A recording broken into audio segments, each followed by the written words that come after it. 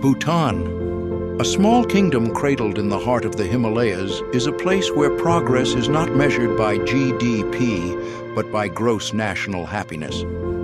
I first came to know Bhutan through Jamie Zeppa's book, Beyond the Sky and the Earth, A Journey into Bhutan. And ever since, a question began to grow in my mind. Could there really be a land where people live this slowly, this fully, and this happily? This journey is not only about discovering breathtaking landscapes, it is about understanding the way the Bhutanese live. From monks in monasteries clinging to cliff sides to the simple smiles of people along the road, what is it that they have in their lives that makes the whole world so curious? This is a journey in search of a different definition of happiness. Come with Hidden Geo as we travel to Bhutan.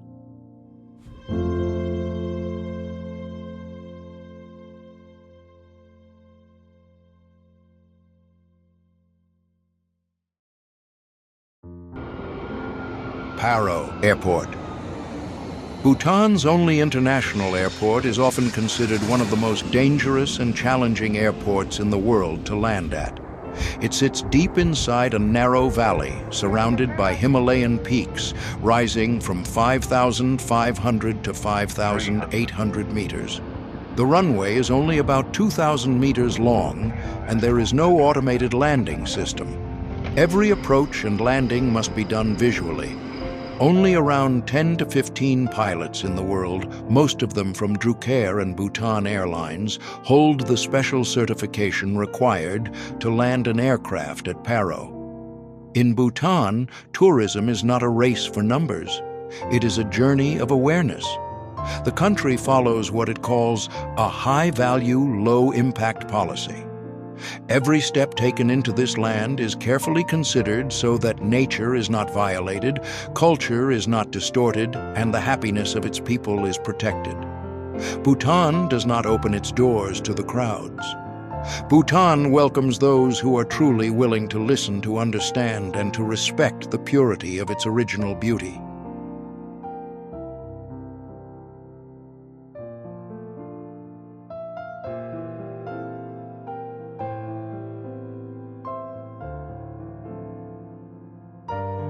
To understand Bhutan, we have to begin with its places, not just because the country is beautiful, but because beauty in Bhutan is never merely visual.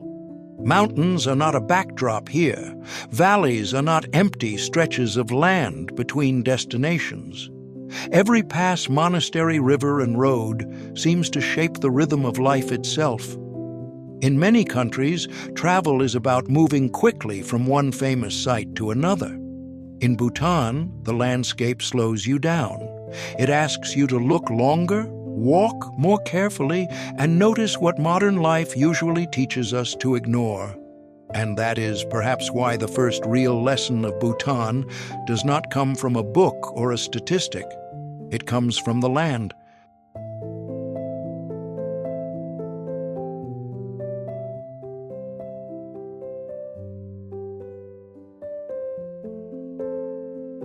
Paro is where that lesson begins.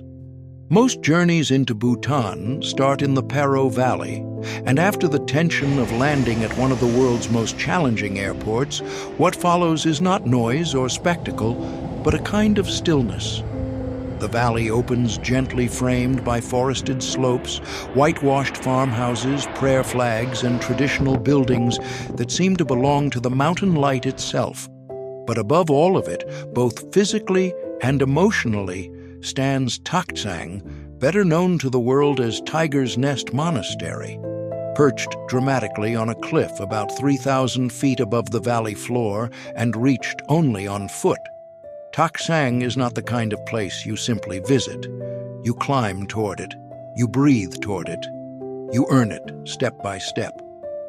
The trail rises through pine forest past fluttering prayer flags and viewpoints that reveal the monastery little by little until the building appears almost unreal, as if it were placed there by a dream rather than by human hands. It is the country's most iconic site, and for good reason.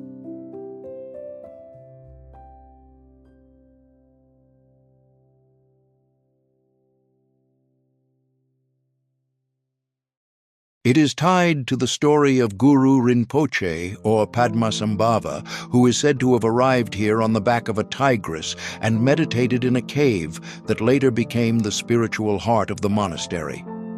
The complex that stands today took shape around this sacred site in the late 17th century, and its power lies not only in its history, but in its setting. Taktsang captures something essential about Bhutan, the belief that the most meaningful places should not be too easy to reach. In another country, a place this famous might be turned into a crowded attraction. In Bhutan, it remains a pilgrimage of effort, silence, and perspective. Even the climb changes the way you look at the country. It reminds you that here, distance is measured not only in kilometers, but in patience.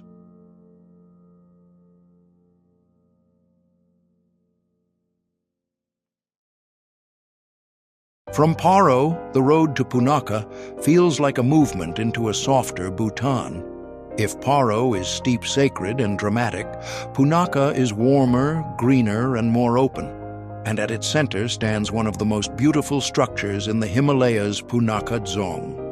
Built in 1637–38 by Zhabdrung Ngawang Namgyal, the unifier of Bhutan, it is the second oldest and second largest dzong in the country, and for centuries, it played an immense role in Bhutanese political and religious life. What makes Punakha Dzong unforgettable is not only its scale or historical importance, but its placement.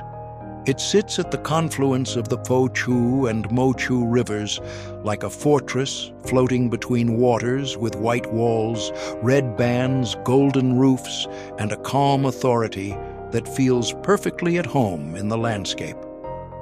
This is one of those rare buildings that seems to belong to both earth and myth. A dzong in Bhutan is never just a monument. It is a living structure, part monastery, part administrative center, part cultural memory.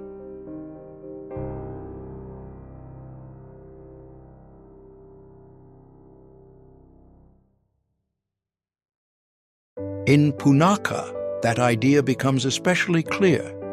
This was once the capital of Bhutan, and it remains one of the most sacred seats of national identity, housing important relics of the Drukpa Kagyu school and the remains of major religious figures. Yet despite that grandeur, the valley around it feels human and intimate. Rice fields spread across the plains, villages rest quietly under the hills, and the rivers bring a softness that contrasts beautifully with the harder mountain landscapes elsewhere in the country. Punakha shows another side of Bhutanese beauty, not the beauty of remoteness, but the beauty of harmony. Here, architecture, water ritual, and daily life do not compete with one another. They coexist. And perhaps that is why Punakha feels so deeply Bhutanese. It is majestic without being arrogant, sacred without feeling distant, historic without becoming frozen in time.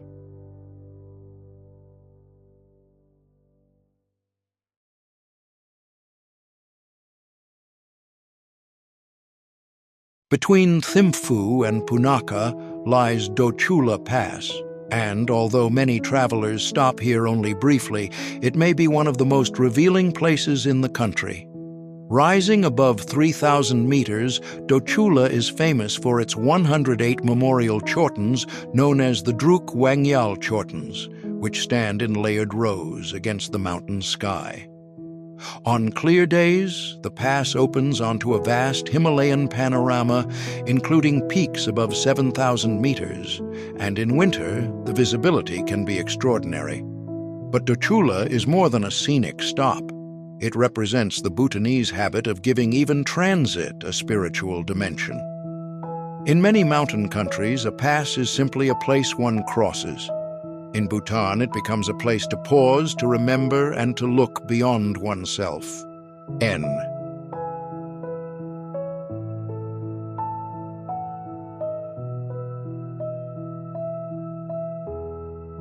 The chortens were built as memorials, and that alone changes the feeling of the place. You do not stand there as a tourist collecting a viewpoint. You stand there in the presence of memory, wind weather, and prayer. The air feels thinner, the horizon wider, and time somehow less urgent. From this height, Bhutan reveals one of its quiet truths: grandeur does not always need noise. There are no giant signs, no exaggerated staging, no attempt to force awe upon you. The pass simply offers space, and in that space the mountains do the rest. Dochula is important in a script like this because it helps explain the emotional architecture of Bhutan. This is a country where roads do not only connect destinations, they connect states of mind. The journey from the capital to the old valleys passes through a threshold of clouds, memorial shrines, and distant snow peaks, almost as if the land itself is asking permission to let you go deeper.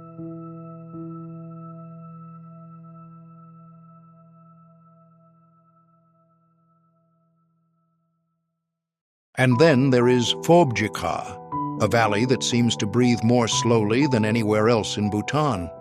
Also known as the Gangte Valley, Phobjikha is a broad glacial basin in western Bhutan, open and quiet, in a way that feels unusual after the tighter roads and steeper ridges of the west. It is one of the most beautiful landscapes in the country, but its beauty is not dramatic in the way Tiger's Nest is dramatic, or architectural in the way Punakha is architectural. Phobjikha is beautiful because it is spacious, patient, and alive, with a sense of seasonal rhythm. In late autumn and winter, black-necked cranes migrate here from the Tibetan Plateau, turning the valley into one of Bhutan's most cherished wildlife and conservation areas. Their arrival is not treated as a mere bird-watching event, but as something culturally meaningful.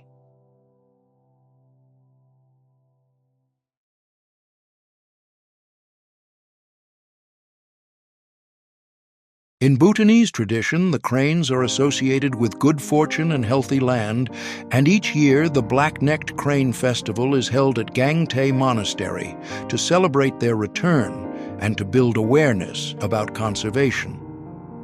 That detail matters because it tells us something essential about Bhutan's relationship with nature. Wildlife is not separated from culture. Ecology is not separated from community life. The valley itself reflects that worldview. Pine forests line the slopes. Traditional farmhouses stand far apart across the grasslands, and the Gangte Nature Trail, a gentle walk of around 4 to 5 kilometers, passes through woods and meadows with long views across the valley. Nothing here tries to overpower you. Phobjikha works by accumulation: the hush of the wind, the curve of the land, the distant call of birds, the way mist settles over the fields in the early morning. If Paro teaches effort and Punakha teaches harmony, Phobjikha teaches restraint. It shows how a place can be deeply memorable, not because it demands attention, but because it allows silence to remain intact. In a documentary about slow living, Phobjikha is not just a destination, it is an argument. It suggests that a meaningful life may depend on protecting spaces where neither speed nor spectacle is allowed to dominate.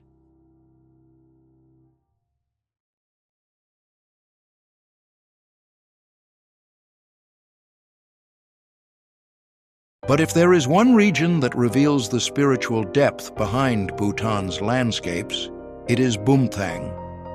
Often described as the spiritual heart of the nation, Bumthang is not a single valley, but a cluster of 4: Chokor, Tang Ura, and Chume.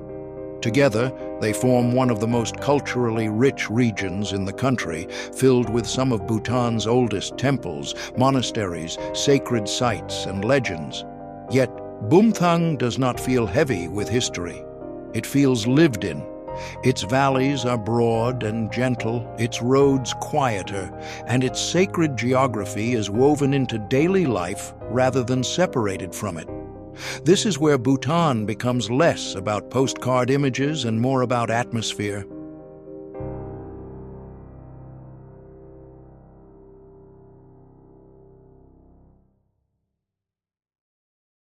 In Bumthang, spirituality is not concentrated in one iconic monument. It is diffused across the landscape. A trail through the forest may lead to a small monastery. A village road may pass an ancient temple. A bend in the valley may open onto Mebar Cho, the burning lake, one of the country's most revered pilgrimage sites, where Guru Rinpoche is believed to have hidden sacred treasures in the water. Bumthang is not only a major cultural destination, but a place where myth, nature, and memory still overlap in an almost seamless way. That is what makes the region so powerful. It is not trying to impress you in one instant. It unfolds slowly. The more time you spend there, the more it seems to reveal how Bhutan sees the world as something inhabited by visible and invisible meaning at once. Even the quiet roads of Bumthang feel different. They carry less urgency, more reflection.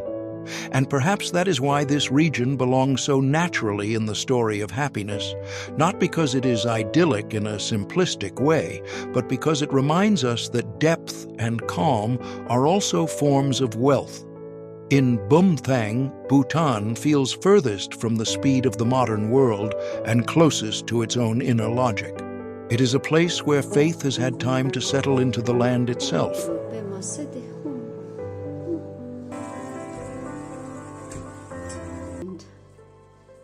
The luckiest person. Seen together, these places begin to explain why Bhutan leaves such a strong impression on those who come here. Paro gives us aspiration. Punakha gives us balance. Datshi gives us perspective. Phobjikha gives us stillness.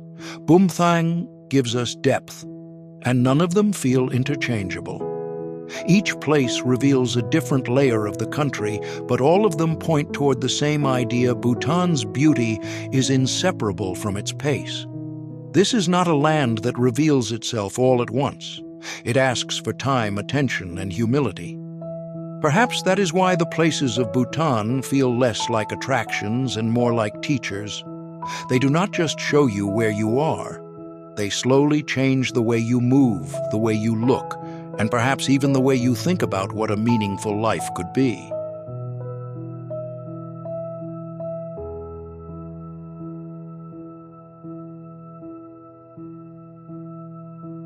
If Bhutan's landscapes tell us how the country looks, its people tell us how the country breathes.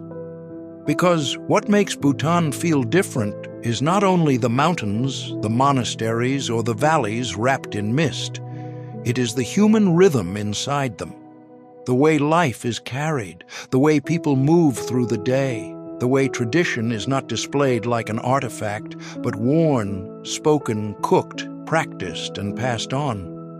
To understand how the Bhutanese live, we have to move beyond the postcard image of a happy kingdom and look instead at the texture of ordinary life, family, faith, work, humor, food, clothing, and the quiet balance between old values and a changing world. Bhutan's official tourism materials describe the country as a tapestry of communities with Tishanglas in the east, Ngalops in the west, Lochampas in the south, and many other groups including Bumthaps, Kengpas, Brokpas, Brahmis Kurtoeps, Doyas, and Monpas. 19 languages are spoken across the country, and yet the national self-image is built around shared values such as compassion, inclusivity, and hospitality.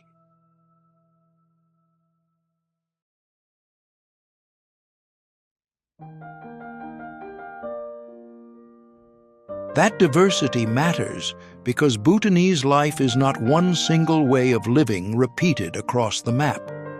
The mountain valleys historically developed with limited communication between them, and that gave rise to strong local identities, dialects, and customs. In some regions, village life still feels deeply tied to the land, the agricultural calendar, and local temples. In the capital, Thimphu life moves with more speed, more traffic, more offices, more students, and more digital noise. But the contrast is not as simple as rural tradition versus urban modernity. Bhutan feels different because even change tends to happen without fully breaking the older social fabric. The country's own tourism platform emphasizes this idea of heritage and progress, describing Bhutan as a place investing in education, technology, and infrastructure while still holding tightly to living traditions. So when we ask how the Bhutanese live, the answer is not that they live outside the modern world. It is that many of them are trying to enter the future without abandoning the values that shaped them.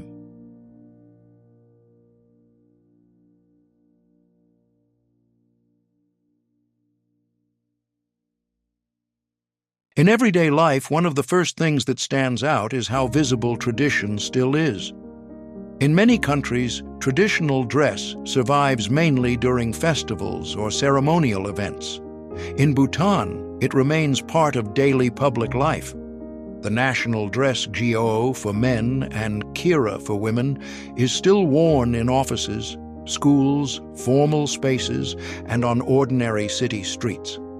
Official Bhutanese sources describe school children walking to class in miniature versions of these garments, while professionals wear them to meetings and work. What is especially interesting is that this is not simply a case of old customs frozen in place. Younger Bhutanese are reinterpreting the national dress, pairing it with modern styling, new colors, and contemporary aesthetics.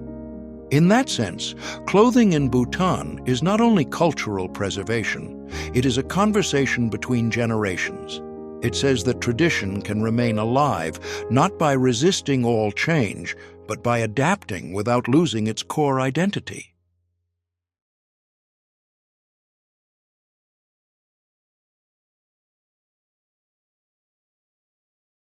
Family and community still form the emotional center of Bhutanese life. In a typical traditional household, multiple generations may live together, and the idea of individual life as something completely separate from family remains less dominant than in many urbanized societies. Bhutan's official tourism writing notes that this pattern is changing, especially as young people move toward towns and cities and nuclear families become more common. But the larger social instinct remains communal. Weddings, funerals, festivals, religious observances, and even house building have long been shaped by collective participation. The Royal Bhutanese Embassy also notes that Bhutan developed strong communal bonds, partly because communities in separate valleys grew in relative isolation. That long history still echoes in how people relate to one another now. There is a sense that life is shared, not performed alone. And perhaps that is one reason Bhutan often feels emotionally warmer than its quiet landscapes first suggest. Beneath the stillness, there is a strong social fabric holding people together.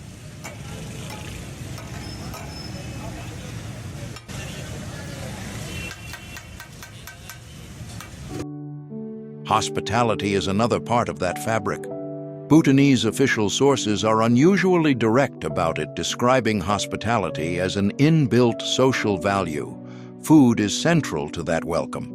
Bhutan's tourism board ties hospitality and cuisine together, noting that whether in a remote valley or a refined restaurant, the same ingredients often appear again and again: red rice, buckwheat, yak or cow cheese butter, and above all chilies, which are treated not as garnish, but as a vegetable in their own right. This is why the Bhutanese welcome often feels both gentle and intense. A guest may be offered tea, a meal ara, or a place near the fire, but the flavors themselves can be fierce. Datshi, the famous chili and cheese stew, is perhaps the clearest symbol of that balance, warmth, simplicity, and heat in one dish. Even in the way people host, there is something revealing. Bhutanese life does not always present itself with the polished efficiency of mass tourism. It feels more personal than that, more home-shaped. The welcome is often less about performance and more about inclusion, as if the guest is being brought briefly into the rhythm of the household itself.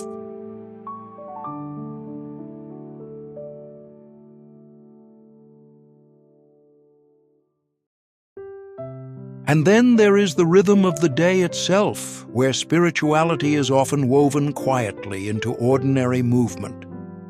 Bhutanese official wellness materials describe a country where lighting butter lamps, spinning prayer wheels, caring for animals, and living in respectful relation to mountains, rivers, and forests are all part of a broader spiritual outlook.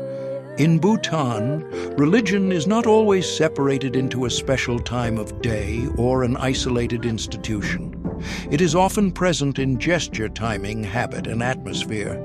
A person may consult an astrologer before making an important decision, avoid beginning something on an inauspicious day, or make offerings when illness or misfortune seems connected to unseen forces. Bhutan's tourism writing openly refers to the country as a land of myths, where omens, spirits, and protective rituals remain part of social reality for many people. This does not mean Bhutanese life is trapped in superstition. It means that modern rationality has not erased older ways of understanding uncertainty. For many Bhutanese, the world is still populated not only by visible realities, but by moral, spiritual, and symbolic ones as well.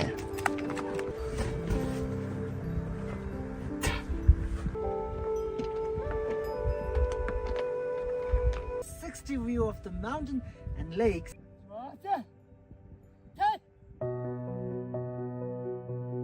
Even leisure in Bhutan says something about the people. Archery.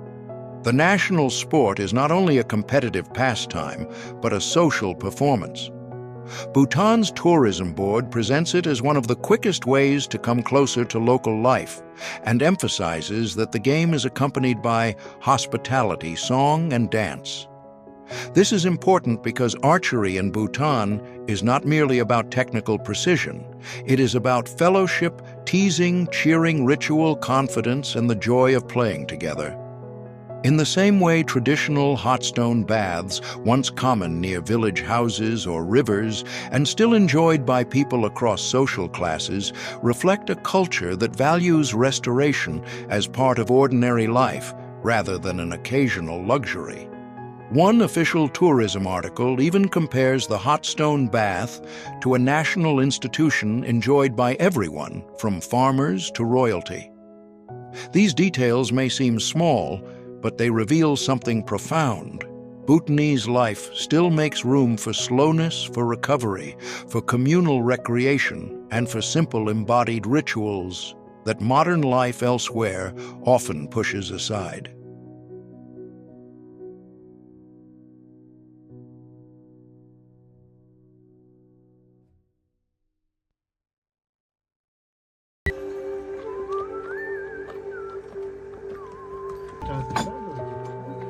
At the same time, Bhutanese society is not untouched by pressure.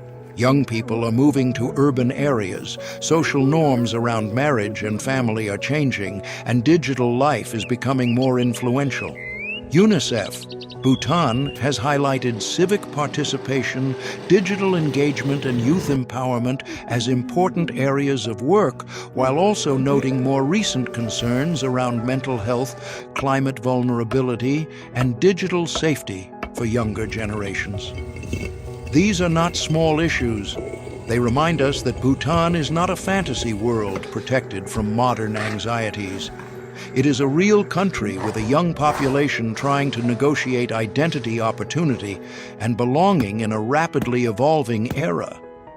And perhaps this is where the Bhutanese way of life becomes most interesting. The question is not whether Bhutan can remain unchanged. It cannot. The question is whether it can modernize without surrendering the communal and spiritual habits that have given its society so much distinctiveness.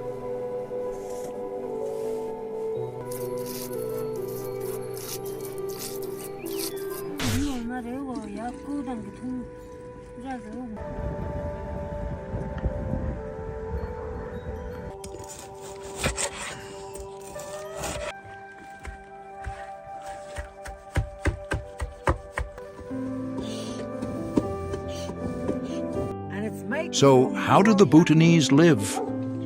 Not perfectly, not outside history, not in some endless state of serenity. They live as people everywhere do, working, worrying, adapting, hoping. But they also seem to live with a stronger visible connection to community ritual and inherited identity than many societies that modernized at a much earlier speed. They still wear their traditions in public. They still carry spirituality into the day.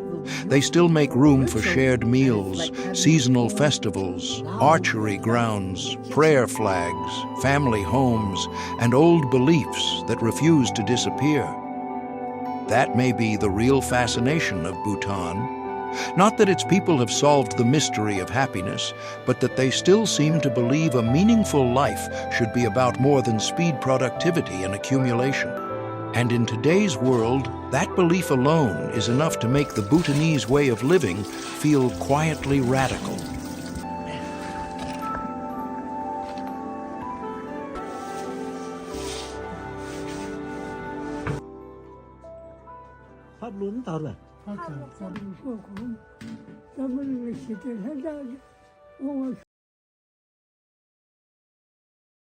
If the places of Bhutan shape the journey and its people give that journey a human face, then culture is what gives Bhutan its inner voice.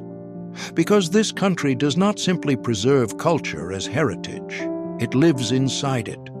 In Bhutan, culture is not locked behind museum glass nor reduced to staged performances for visitors. It appears in the way houses are built, in the rhythm of festivals, in the food placed on a family table, in the symbols painted on walls, in the movement of prayer flags, and in the belief that the visible world is never the whole story. That is why Bhutan feels different from many destinations that are beautiful but spiritually neutral. Here, beauty almost always points to meaning.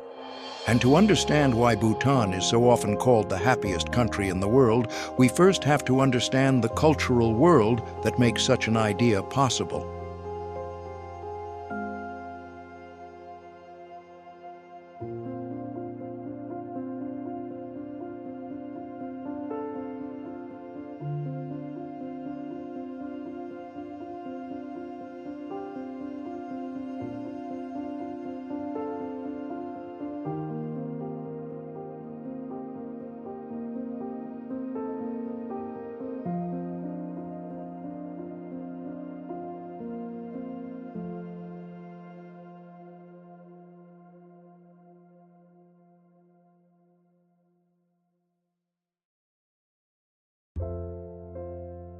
At the center of that world is Vajrayana Buddhism. Bhutan's official tourism materials describe the country's spirituality as something visible in everything from architecture to daily habits, and that feels exactly right. In Bhutan, religion is not only found in monasteries, it is found in the ordinary gestures of life. Prayer wheels spin at the entrances of temples and along village paths. Butter lamps are lit for blessings. Astrological readings, prayer ceremonies, and the hoisting of prayer flags remain part of how many people understand healing luck and protection. Even the landscape itself is often approached with reverence. Mountains, lakes, and forests are not always seen as empty scenery, but as places layered with presence, story, and sacred association. This is part of why the country feels so calm without ever feeling empty. The silence in Bhutan is rarely just silence. It is often a spiritual atmosphere. And once you see that, you begin to understand why Bhutanese culture cannot be separated from faith. Buddhism here is not only a religion, it is also a way of organizing space-time beauty and behavior.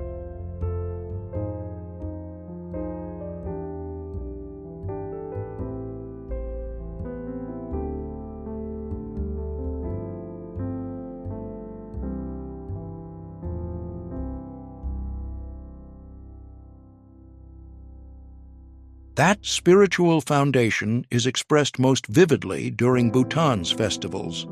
The most important of these are the Chechus annual religious festivals held across the country, typically on the 10th day of a month in the lunar calendar. Every district has its own version, and while the forms vary, the emotional logic remains the same. People gather not only to watch, but to participate in something larger than themselves. Official Bhutanese sources describe these festivals as a blend of ceremony, communal activity, and reverence for important religious figures. They are filled with masked dances, music, ritual movement, and public gatherings in which families dress in their finest clothes and entire communities come together. To an outsider, a chechu may look like a cultural event, but for Bhutanese people it is also a moment of blessing memory and social renewal. The dances are not there merely to entertain. They teach moral lessons, recall sacred stories, and create a bridge between the spiritual and the communal.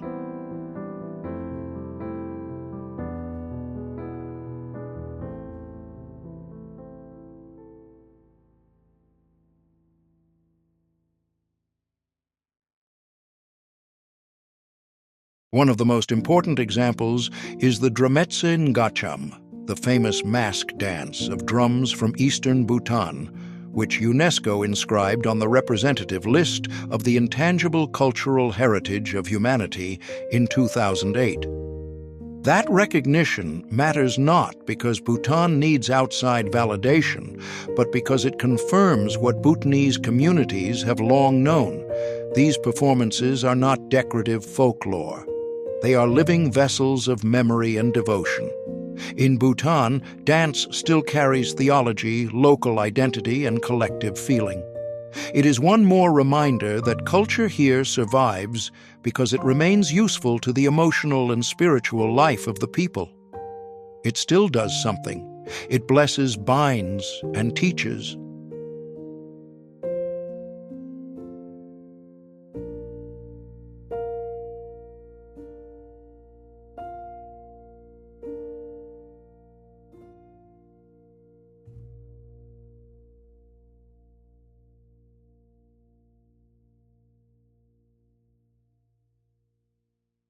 The same is true of Bhutanese art.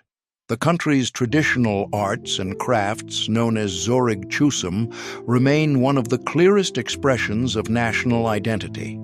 Bhutan's official cultural sources describe them as the cornerstone of Bhutanese arts, and crafts passed down over centuries and still taught to younger generations today.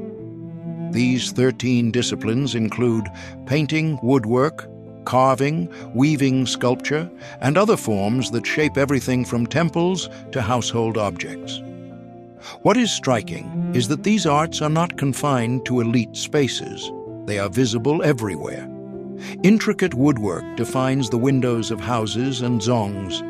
Hand-woven textiles carry regional identity. Painted motifs and carved masks continue to connect aesthetics with sacred and social meaning. Bhutan's National Institute of Zorig Chusum, founded in 1971, still trains young people in these traditions, which tells us something important. Bhutan is not merely trying to archive its cultural past. It is trying to reproduce it in the present.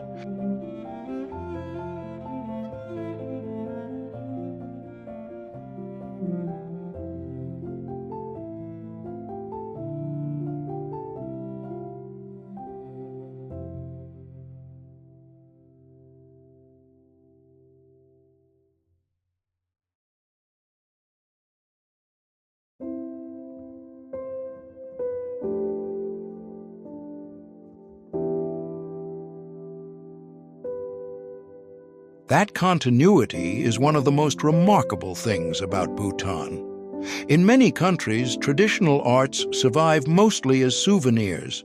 In Bhutan, they still shape the visual language of everyday life. A carved beam, a woven kira, a painted wall, a ceremonial mask, or a handmade altar object is never just an item. It is part of a living cultural grammar. And because these crafts remain tied to education, religious practice, and architecture, they keep culture tangible. You do not have to read about Bhutanese identity here. You can see it in materials, colors, proportions, and touch. Bhutan's culture is not abstract. It has weight, texture, and form. It can be worn, built, cooked, carved, sung, and carried forward.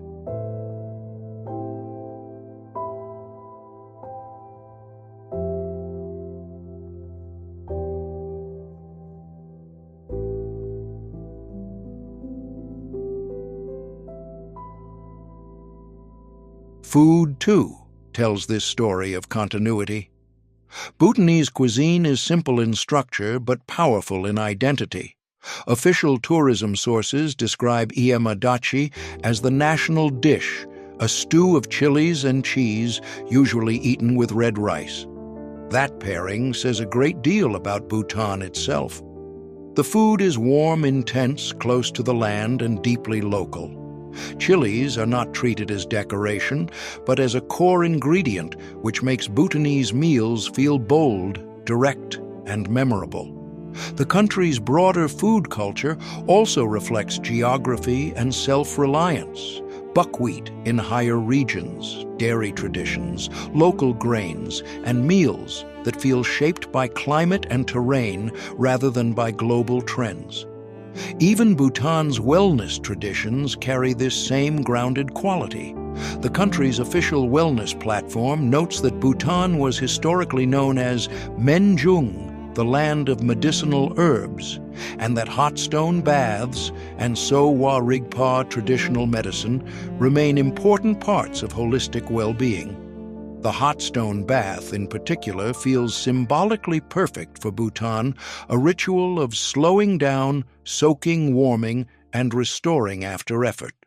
A culture reveals itself in what it considers healing, and Bhutan seems to believe that healing should be simple, embodied, and connected to nature.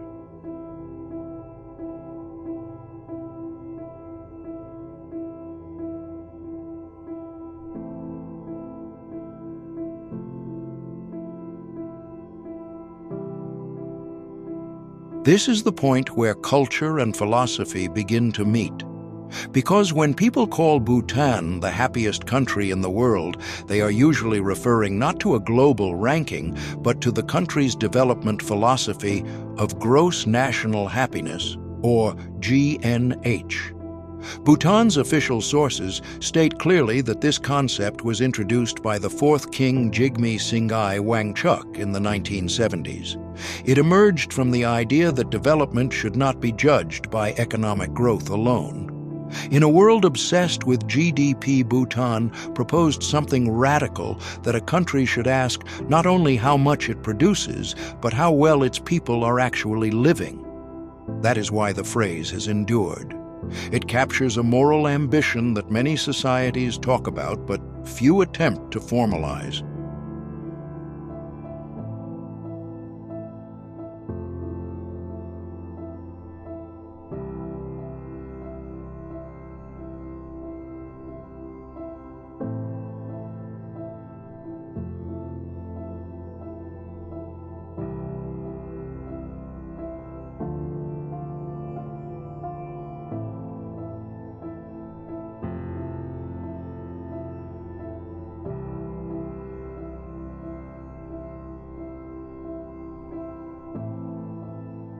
And yet the most interesting thing about Bhutan is not that it has found a perfect formula.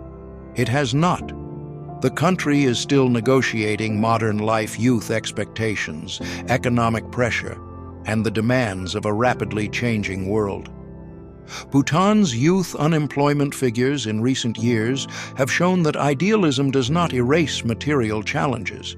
That reality matters because it keeps the story honest. Bhutan is not important because it has solved happiness. Bhutan is important because it insists that happiness is worth taking seriously at all.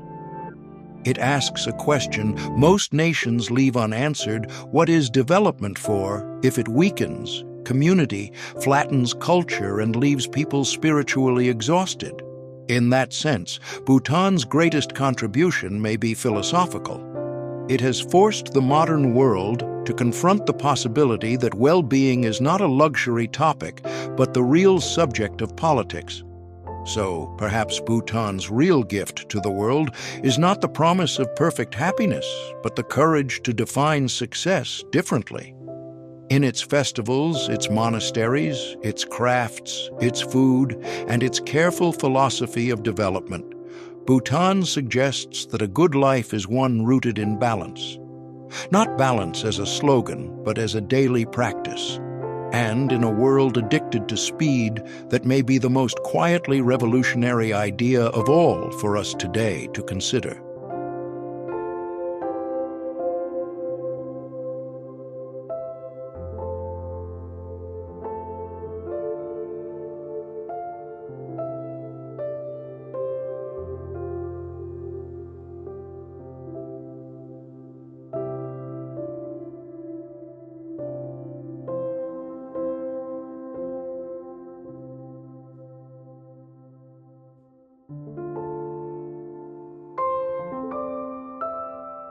When people think of hidden corners of the world, few places feel as quietly mysterious as Bhutan.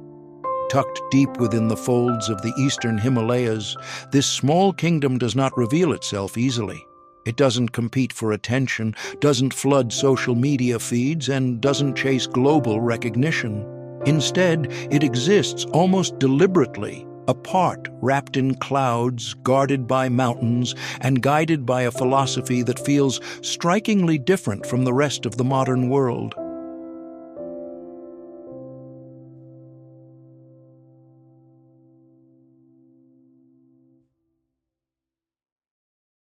At first glance, Bhutan is often reduced to a single idea, the happiest country on earth. But that phrase, while intriguing, barely scratches the surface. Because Bhutan's uniqueness doesn't come from one concept, it comes from a series of quiet, intentional choices that shape how life is lived.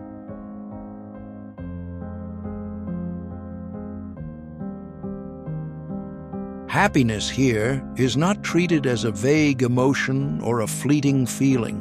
It is examined, studied, and built into the structure of society. The idea of gross national happiness goes far beyond simple satisfaction. It looks at how people spend their time, how connected they feel to their communities, whether they have space for reflection, and whether the environment around them remains healthy.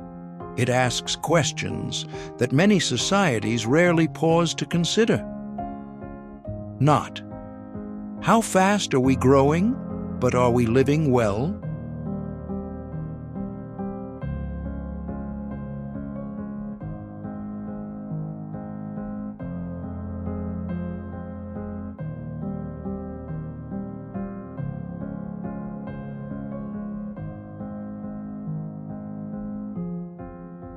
That same philosophy shows up in the most unexpected places. In the capital city, Thimphu intersections are not governed by traffic lights, but by human presence.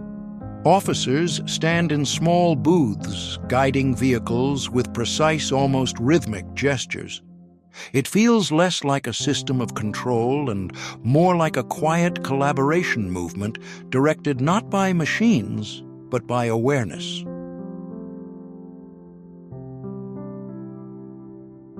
Bhutan's relationship with the outside world has always been careful, almost cautious. Television and internet access were introduced only in 1999, at a time when much of the world had already been shaped by decades of digital influence. This wasn't due to a lack of access, it was a conscious decision. A hesitation, a moment of asking whether opening that door would bring connection or disruption.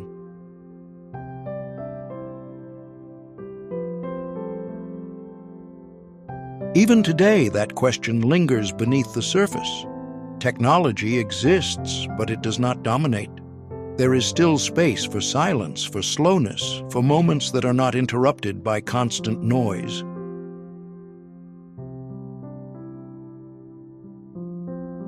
Nature in Bhutan is not something separate from daily life, it is inseparable from it. The country stands as one of the few in the world that is carbon negative, absorbing more carbon than it emits. Forests stretch across the landscape, thick and undisturbed, protected not just by policy but by principle. The Constitution itself ensures that these forests remain not as decoration, but as a foundation of life.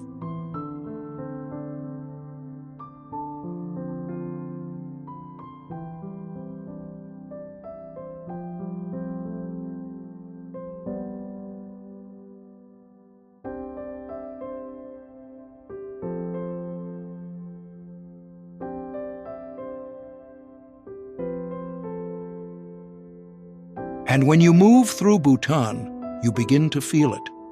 The air carries a clarity that feels untouched. Rivers run clean and cold through valleys that seem to have resisted time. There is a quiet understanding here that progress does not need to come at the cost of balance. Even the act of visiting Bhutan reflects this mindset. It is not a place designed for spontaneous tourism. Entry is intentional, structured, and limited. Visitors are not just passing through, they are participating in a system designed to protect what exists. It's not about exclusion, it's about preservation.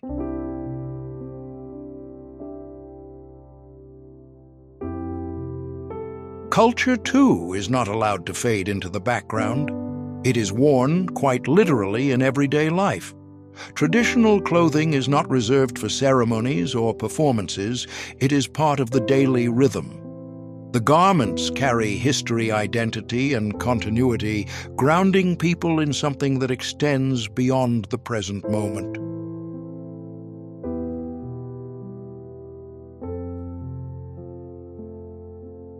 Spirituality flows through Bhutan in a way that feels both subtle and constant. It does not demand attention, it simply exists. Prayer flags stretch across mountain passes, catching the wind and carrying silent intentions across valleys. Monasteries rise from cliffs in places that seem almost unreachable, not as displays of architecture, but as expressions of devotion.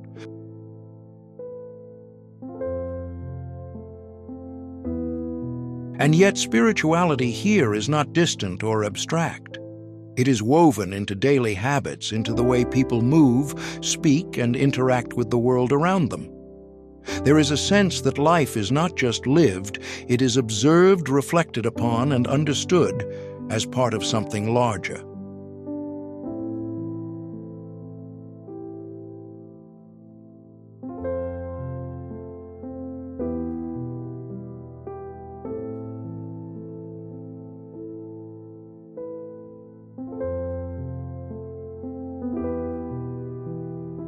Even the visual landscape reflects restraint. There are no towering billboards, no overwhelming advertisements pulling attention in every direction. Instead, buildings are adorned with traditional designs, intricate patterns, symbolic artwork, and colors that feel connected to the land itself. The absence of visual noise creates something rare, a sense of calm that you can actually feel. Then there is archery, Bhutan's national sport, but even that defies expectation. It is not quiet or intensely focused in the way many sports are. It is lively, expressive, almost theatrical. Matches unfold with laughter music and playful exchanges between teams. Competition exists, but it is wrapped in celebration, turning the event into something shared rather than divided. And perhaps the most defining aspect of Bhutan is not any single tradition or policy, but its approach to change itself. The country is not frozen in time. Roads are built, systems improve, technology slowly integrates. But nothing happens without reflection. Every step forward is measured not just by efficiency, but by impact. Not just by what is gained, but by what might be lost.